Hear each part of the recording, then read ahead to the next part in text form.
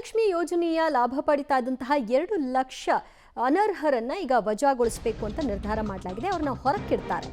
ಅನರ್ಹರನ್ನ ಪತ್ತೆ ಹಚ್ಚಿದೆ ಮಹಿಳಾ ಮತ್ತು ಮಕ್ಕಳ ಕಲ್ಯಾಣ ಇಲಾಖೆ. ಒಟ್ಟು 2 ಲಕ್ಷ ಮಂದಿ ಈ ರೀತಿ ಅನರ್ಹರಿದ್ದಾರೆ. ಅವರೆಲ್ಲ ಟ್ಯಾಕ್ಸ್ ಪೇಯರ್ಸ್ ಆಗಿದ್ದಾರೆ ಅಂತ ಪರಿಗಣಿಸಿದ್ದಾರೆ.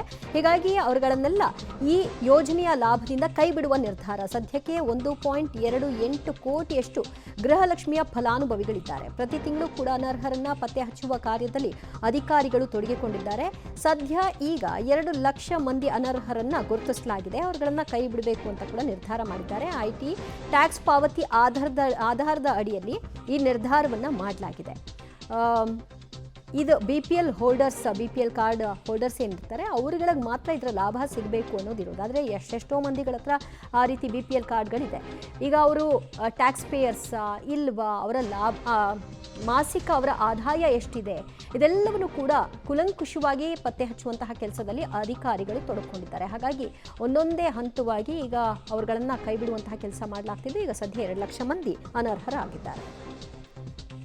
ಮತ್ತಷ್ಟು ಮಾಹಿತಿ ಪಡೆಯೋಣ ನಮ್ಮ ಪ್ರತಿನಿಧಿ ಲೋಕೇಶ್ರಿಂದ. ಲೋಕೇಶ್, ಗೃಹಲಕ್ಷ್ಮಿ ಯೋಜನೆ ಅಡಿಯಲ್ಲಿ ಈಗ 2 ಲಕ್ಷ ಮಂದಿಯನ್ನ ಅನರ್ಹರು ಅಂತ ಗುರುತಿಸಿದ್ದಾರೆ. ಯಾವೆಲ್ಲ ಮಾನದಂಡಗಳನ್ನ ಇಲ್ಲಿ ಅನುಸರಿಸಲಾಗಿದೆ?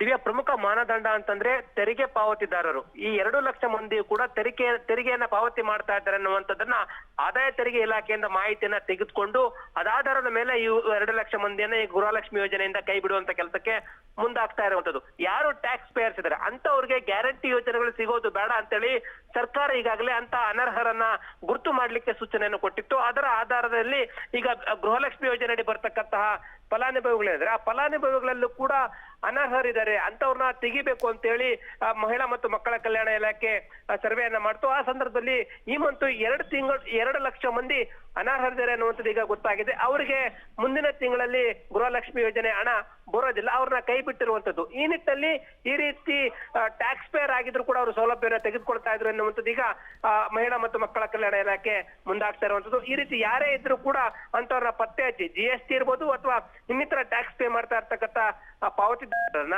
ಕೂಡಲೇ ಈ ಒಂದು ಯೋಜನೆಯಿಂದ ಕೈ ಬಿಡೋದಕ್ಕೆ ಈಗ ಸಿದ್ಧತೆ ಆಗಿರುವಂತದ್ದು. ಈಗಾಗಲೇ ಕೈ ಬಿಟ್ಟು 1.28 ಕೋಟಿಯಷ್ಟು ಗೃಹಲಕ್ಷ್ಮಿಯ ಫಲಾನುಭವಿಗಳಿಗೆ ಮಾತ್ರ ಈಗ ಹಣ ತಲುಪಿಸೋದಕ್ಕೆ ಈಗ ಮುಂದಾಗ್ತಾ ಇರುವಂತದ್ದು. ದಿವ್ಯಾ, ಥ್ಯಾಂಕ್ ಯು ಲೋಕೇಶ್ ನಿಮ್ಮೆಲ್ಲ ಮಾಹಿತಿಗೆ. ಉಳ್ಳವರಿಗೆ ಯಾಕೆ ಇದರ ಲಾಭ ಸಿಗಬೇಕು ಅನ್ನೋದು ಸರ್ಕಾರದ ಒಂದು ವಾದ. ಆ ಕಾರಣಕ್ಕಾಗಿ ಹಂತವಾಗಿ ಅನರ್ಹರನ್ನ ಗುರುತಿಸುವಂತಹ ಪ್ರಕ್ರಿಯೆಯಲ್ಲಿ ತೊಡಕೊಂಡಿದ್ದಾರೆ.